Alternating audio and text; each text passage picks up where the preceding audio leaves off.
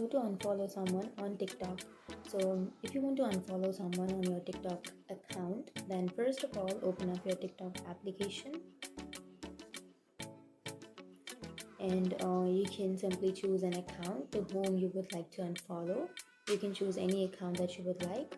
So what you have to do is you can go for following, which is on the upper left side, and here you will have all of the accounts whom you follow, right?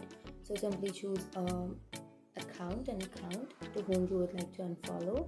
So you can like for example, I'll be choosing this person's account, right? So here I have this person's video or TikTok video, anything. You can simply go for the right side, which has that profile icon on that circle, and here you will have that profile, right? So if you want to unfriend this person, or if you want to remove this person from your friend list, then here on the right side of that message you will have an icon which is friend.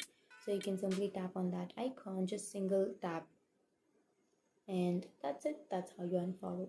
And if you want to again follow that person, then you can go for follow button, and that's it. That's how you follow.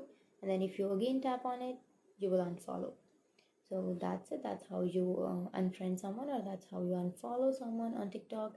And if you have any questions, feel free to comment below. Thanks for watching.